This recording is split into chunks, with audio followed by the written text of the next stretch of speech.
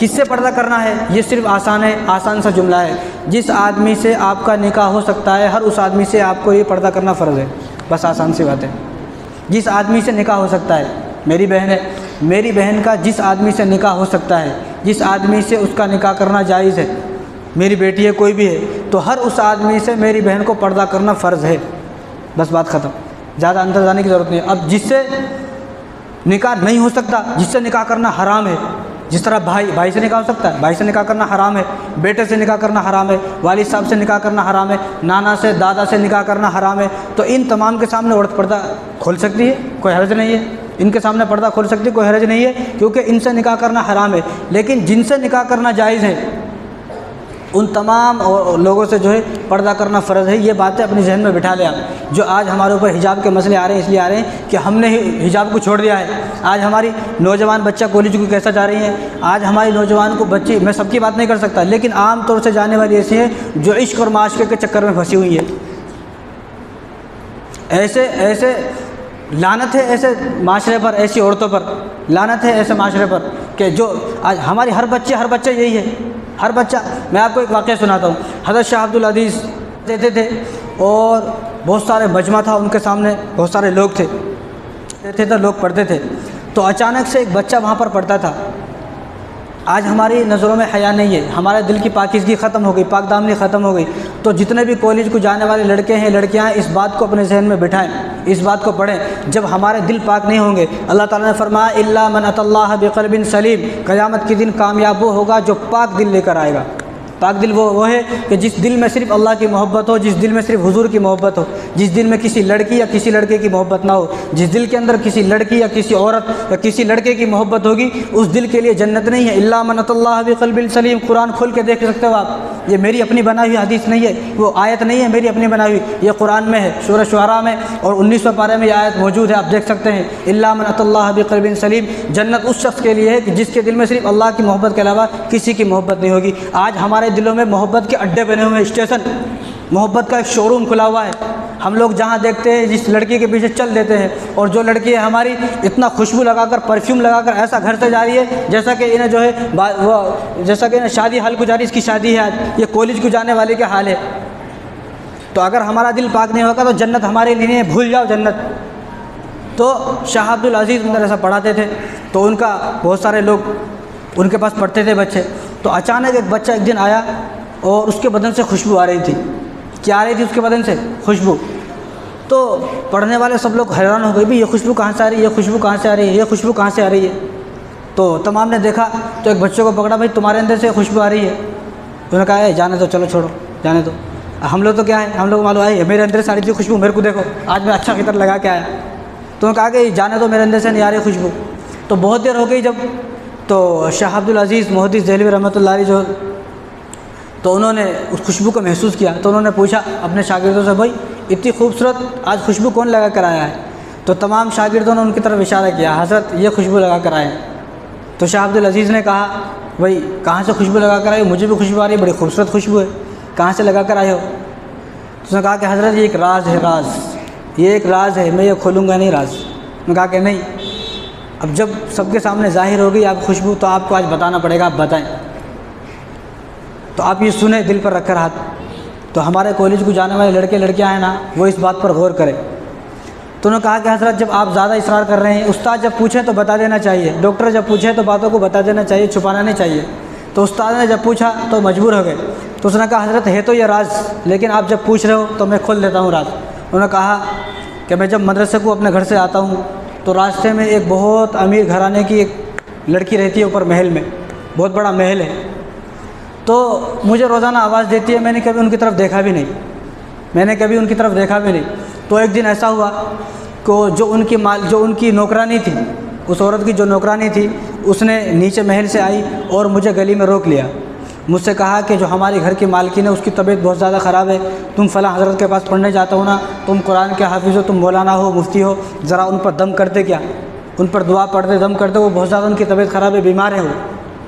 तो उन्होंने कहा कि भाई ठीक है, उनको मालूम था, लेकिन आज जब बीमार हैं तो बीमारी की वजह से आए वो, कि ठीक है बीमार हैं तो कोई बात नहीं, मैं दम करूँगा। तो अंदर गए। अब इसने पहले ही कहा हुआ था जब वो अंदर जाए तो घर के दरवाज़े बंद कर देना, महल के दरवाज़े बंद कर देना। तो जब ये अंदर आए तो उस जो वो उनकी नौकरानी थी बूढ़ी औरत, उसने घर के जो महल के दरवाजे से बंद कर दिए। अब ये हैरान हो गए, अरे महल के दरवाजे क्यों बंद कर दिए? तो इनको फ़ौरन वो बच्ची आई कि अब दरवाजे बंद हो चुके हैं, अब तुझे मेरे साथ मेरी ख्वाहिश पूरी करनी है, चाहे कुछ भी हो जाए, आज तुझे यहाँ से जाना नहीं दूँगी। अब ये हैरान हो गया। मैं कहता हूँ कि यहाँ पर अपने आप को रख कर देखें। हम लोग क्या बोलते हैं, अरे मैं तो बहुत दिन से इस मौके की तलाश में था। हम लोग ये बोलते, आज हमारे दिलों की पाकीज़गी ख़त्म हो गई, इसलिए हमारी दुआएं कबूल नहीं हो रही, हमारी दुआएं इसलिए कबूल नहीं हो रही। तो उन्होंने दरवाज़ा बंद कर दिया। दरवाज़ा बंद करा तो ये महसूस कर गए। हम लोग हो तो क्या बोलते, अरे मैं तो बहुत दिन से तलाश में था इस बात को, आज तो मज़े आ गए मेरे। तो कॉलेज को जाने वाले लड़के और लड़कियां इस बात पर गौर करें। तो उन्होंने उस औरत से कहा कि ठीक है, मैं आपकी ख्वाहिश तो पूरी करूँगा, लेकिन मैं वाशरूम को जाना चाहता हूँ, ज़रा मुझे वाशरूम में जाना दो। तो उस औरत ने बता दिया, ठीक है वाशरूम यहाँ पर है। तो वाशरूम में गए, अल्लाह से दुआ की, या अल्लाह मैं क्या करूँ, आज मैं फंस गया हूँ, मैं क्या करूँ। तो अल्लाह ने उनके जहन में एक बात डाली। तो उन्होंने जो वाशरूम ऐसे तो नहीं होते थे पहले, अब तो पानी पाया सब ख़त्म, तो ऐसे पहले कच्चे होते थे। तो उन्होंने वाशरूम के अंदर जो कच्चा था वहाँ से हटाया, पहले ऐसा कुछ रहता होगा तो उसको हटाया, और जो गंदगी जाने का, पाखाना जाने का जो एक नीचे गड्ढा खोदा हुआ, तो उस गड्ढे में नीचे कूद गए। वो उस गड्ढे में नीचे कूदे और पूरे बदन पे उस नापाकी को लगा लिया और बाहर निकल कर आए। जब बाहर निकल कर आए, उस औरत ने देखा तो उसने कहा, अरे तू पागल है, कोई दीवाना है, जब भागो इसको यहाँ से भगाओ। उन्होंने अपनी इज़्ज़त बचाने के वास्ते, हम लोग होते तो हम लोग तो बड़े खुश हो जाते, अरे यार तो मज़े आ गए, मैं तो बहुत दिन से तलाश में था, आज हमारा नौजवान जाता इधर। लेकिन अगर उसको कोई लड़की दिख जाए तो उसके पीछे पीछे पीछे पीछे चलता रहता, अपना ईमान ख़राब करके वापस आता। जितने कदम तूने रखे हैं, ये कदम नहीं है, बल्कि एक कदम के ज़रिए तूने जहन्नुम का एक टिकट ख़रीद लिया है। तो जब इन्होंने दरवाजे बंद कर दिए और इसी तरह पाखाने में लथपथ हैं, पाखाने में भीगे हुए हैं पूरे, और पाखाने में भीगते भीगते अपने मदरसे को गए कि मैं क्या जवाब दूंगा। तो वाशरूम को गए, गीले कपड़े जो थे वो उतारे, कपड़े धोए, कपड़े धोकर वही गीले कपड़े पहन लिए। जब गीले कपड़े पहन लिए और शाह अब्दुल अज़ीज़ रहमतुल्लाह अलैह के दरस में आए, कुरान पढ़ा, कुरान पढ़ने घर को चले गए। घर को जब चले गए तो रात को सो गए घर में जाकर। तो रात को हुज़ूर सल्लल्लाहु अलैहि वसल्लम की ज़ियारत हुई। रात को किसकी ज़ियारत हुई? हुज़ूर सल्लल्लाहु अलैहि वसल्लम की ज़ियारत हुई, एक औरत से अपने दामन को बचाने पर। आज हमारे दामनों पर इतने धब्बे लगे हुए हैं कि हमारा दिल भी बिल्कुल सियाह हो चुका है। आज हुज़ूर भी नहीं आते, कोई भी नहीं आता। बाप मर गया तो बाप नहीं आ रहा, ख़्वाब में हुज़ूर कहाँ से आते? बाप को मर के 20 साल हो गए, 10 साल हो गए, 50 साल हो गए। मैं खुद मरने वाला हूँ, लेकिन मेरे वालिद साहब, मेरी वालदा कभी ख़्वाब में नहीं आते। क्यों? क्योंकि हमारा दामन पाक नहीं है। मैं नौजवान जो हमारे कॉलेज के बच्चे स्कूल को जा रहे हैं, कॉलेज को जा रहे हैं, इस बात को दिल पर लिखे। हुज़ूर सल्लल्लाहु अलैहि वसल्लम की ज़ियारत हुई तो हुज़ूर आए तो वो गले मिल गए हुज़ूर से। अब हुज़ूर जब ख़्वाब में आते हैं ना, तो हुज़ूर को बताने की ज़रूरत नहीं, हुज़ूर को आदमी पहचान लेता। तो जब कभी मैं इस पर बात करूँगा तो आपको बताऊँगा हुज़ूर के बारे में। तो वो आए तो हुज़ूर ने उनको पहचान लिया, तो हुज़ूर से गले मिले। तो हुज़ूर ने अपनी जेब से एक इत्र की शीशी निकाली, इत्र की शीशी निकाली, उसको खोला और उसके पूरे बदन पर इत्र की शीशी को लगाया। जब वो सुबह उठे तो उनके बदन से खुशबू आती थी। जब वो दरस में आए तो उस दिन, अब उनका दरस में आए तो शाह अब्दुल अज़ीज़ ने पूछा, तो उन्होंने जब ये वाक़या बताया कि हुज़ूर सल्लल्लाहु अलैहि वसल्लम ने जो मेरा इत्र लगाया, जहाँ पर मेरे वो पाखाना लगा था, वहाँ पर हुज़ूर ने बताया, देखो तेरे यहाँ पर पाखाना लगा था, यहाँ पर जहाँ पाखाना लगा वहाँ पर हुज़ूर ने जो इत्र लगाया, अब वहीं से मेरे बदन के अंदर खुशबू आती है। और उनका बाद में नाम क्या हुआ? अभी बच्चे ही ये बच्चे हैं पढ़ने वाले मदरसे में, अभी बड़े नहीं है, लेकिन बाद में इनका नाम क्या हुआ? ख्वाजा मुश्की रहमतुल्लाह अलैह। आप किसी से पूछ सकते हैं, सर्च करके देख सकते हैं, स्टडी कर सकते हैं, इस बात पर पढ़ सकते हैं, लिख सकते हैं। तो ख्वाजा मुश्की रहमतुल्लाह अलैह का नाम हुआ। और आज भी उनके फेज़ ये है कि अजीब बात है, मैं कैसे बताऊँ आपको, कि आज भी उनकी कब्र मुबारक से खुशबू आती है। दो ही ऐसे इंसान है, तीन, मौलाना अहमद अली लाहौरी, लाहौर के अंदर की कब्र मुबारक है, आज भी उनकी कब्र से खुशबू आती है। उनके साथ भी बहुत सारे वाक़यात हुए, इतना वक्त नहीं है। दूसरे इमाम बुखारी रहमतुल्लाह अलैह, उनके कब्र से भी खुशबू आती थी, लेकिन उनके कब्र से लोग मिट्टी लेके जाते थे घर को, क्योंकि मिट्टी से खुशबू आती थी, घर में रखते तो इत्र की जैसी खुशबू आती थी।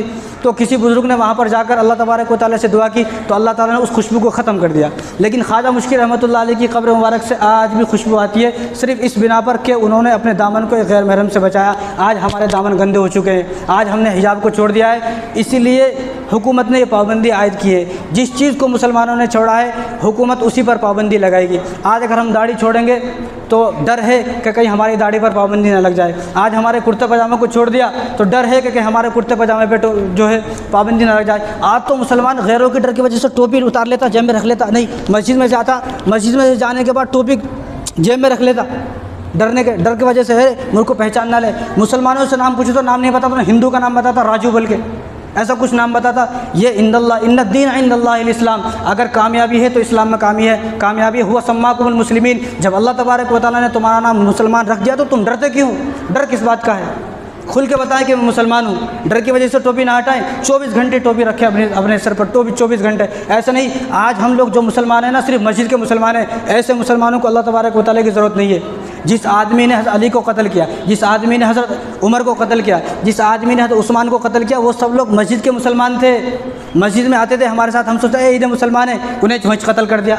आप पढ़ कर देखें, हम लोग भी वैसे ही है। मस्जिद में आते तो मस्जिद के मुसलमान, मस्जिद से बाहर गए तो टोपी उतार के जेब में रख ली। ऐसे मुसलमान को अल्लाह की ज़रूरत नहीं है। तमाम मुसलमान जिस दिन दाढ़ी रखेंगे, तमाम मुसलमान जिस दिन कुर्ता पजामा पहनेंगे और तमाम मुसलमान जिस दिन सर पर टोपी लगाएंगे, मैं खुदा की कसम खा कर कहता हूँ इस मिंबर पर बैठ कर कि अल्लाह तबारक व तआला तमाम आफत और मुसीबतों को हमारे ऊपर से टाल देंगे।